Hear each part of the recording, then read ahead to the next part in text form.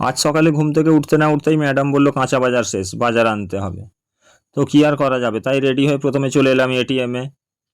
প্রয়োজন মতো টাকা তুলে চলে আসলাম পেট্রোল পাম্পে, কারণ আমাদের যেমন খিদে আছে এটাকেও তো খেতে দিতে হবে, তা না হলে তো আমাকে কোথাও নিয়ে যাবে না। এরপর সোজা চলে এলাম বাজারে। বাজারে সবজির দাম তো এখন হাই ভোল্টেজ। ব্যবসায়ীদেরকে জিজ্ঞাসা করলে বলে যে বর্ষার জন্য আমদানি কম, তাই এত দাম। আমদানি যদি কমই হয় তাহলে এত সবজি প্রত্যেক দিন আসছে কোথা থেকে, প্রশ্ন তো একটা থেকেই যায়। মাঝারি ক্যাপসিকাম 30 32 আর 16 মাঝারি ক্যাপসিকাম আরে ক্যাপসিকাম দে আর লঙ্কা 50।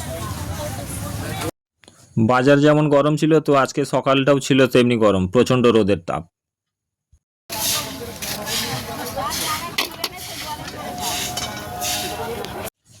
তো যাই হোক, প্রয়োজন মতো সবজি নেওয়ার পর চলে আসলাম মাছের বাজারে। একটু মাছ নিয়ে সোজা চলে আসলাম বাড়ি।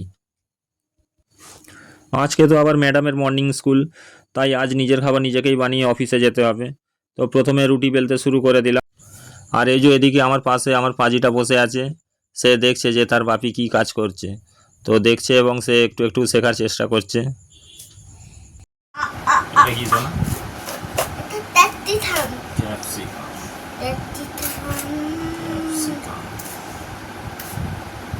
হাতে লেদে আবে বুদ্ধি খেলা তুমি হাত দিতে হবে, রক্ত বেরোবে, রক্ত বেরোবে, বুদ্ধি খেলা আলাদি ফেরা।